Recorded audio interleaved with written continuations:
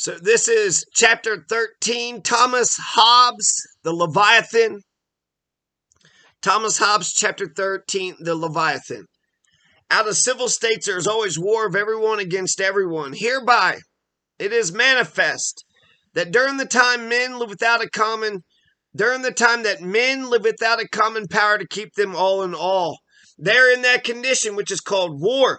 And such a war as is of every man against every man, for war consisteth not in battle only, or the act of fighting, but in the tract of time wherein the will to contend by battle is sufficiently known, and therefore the notion of time is to be considered in the nature of war, as it is in the nature of weather. For as the nature of foul weather lieth not in a shower or two of rain, but in an inclination thereto of many days together, so the nature of war consisteth not in actual fighting, but in the known disposition thereto during all the time there is no assurance to the contrary.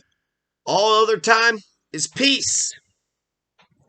So the incommodities of such a war, whatsoever therefore is consequent to a time of war where every man is enemy to every man, the same is consequent to the time wherein men live without other security than what their own strength and their own invention shall furnish them withal. In such condition, there is no place for industry, because the fruit thereof is uncertain, and consequently no culture of the earth, no navigation, nor use of the commodities that may be imported by sea, no commodious building, no instruments of moving and removing such things as require much force, no knowledge of the face of the earth, no account of time, no arts, no letters, no society, and which is worst of all, continual fear and danger of violent death, and the life of man solitary, poor,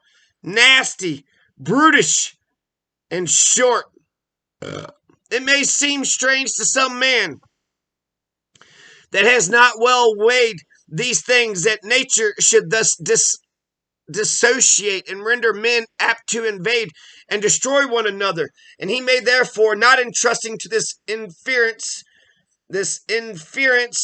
made from the passions, desire perhaps to have the same confined by experience. Let him therefore consider with himself, when taking a journey, he arms himself and seeks to go well accompanied. When going to sleep, he locks his doors, and when even in his house, he locks his chest. And this, when he knows there be laws and public officers armed to revenge all the injuries shall be done to him. What opinion does he have of his fellow subjects when he rides around armed? Of his fellow citizens when he locks his doors?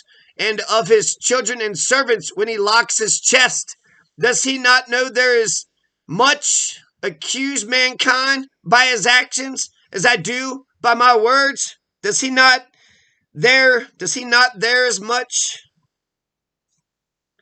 But neither of us accuse man's nature in it. The desires and other passions of man are in themselves no sin, no more are the actions that proceed from those passions, till they know a law that forbids them, which till laws be made they cannot know, nor can any law be made till they have agreed upon the person that shall make it. It may peradventure be thought there is never such a time nor condition of war as this, and I believe it was never generally so over all the world, but there are many places where they live so now. For the savage people in many places of America, except the government of small families, the concord whereof dependeth on natural lust, have no government at all, and live at this day in the brutish manner, as I said before, howsoever it may be perceived. What manner of life there would be where there no common power to fear, by the manner of life which men that have formerly lived under a peaceful government used to degenerate into a civil war. But though there had never been any time wherein particular men were in a condition of war one against another, yet in all times kings and persons of sovereign authority, because of their independency, are in continual jealousies, and in the state and posture of gladiators, having their weapons pointing and their eyes fixed on one another, that is, their forts, garrisons, and guns, upon the frontiers of their kingdoms, and continual spies upon their neighbours, which is a posture of war. But because they uphold thereby the industry of their subjects, there does not follow from it that misery which accompanies the liberty of particular men.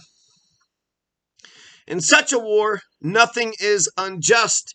To this war of every man against every man, this also is consequent, that nothing can be unjust. The notions of right and wrong, justice and injustice have their no place. Where there is no common power, there is no law.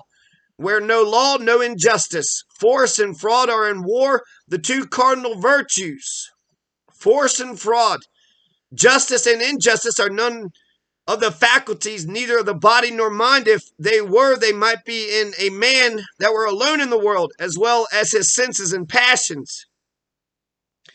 They are qualities that relate to men in society, not in solitude. It is consequent also to the same condition that there be no propriety, no dominion, no mine and thine distinct, but only that to be every man's that he can get, and for so long as he can keep it. And thus much for the ill condition which man by mere nature is actually placed in, though with a possibility to come out of it, consisting partly in the passions, partly in his reason. The passions that incline men to peace. The passions that incline men to peace are fear of death, desire of such things as are necessary to commodious living, and a hope by their industry to obtain them.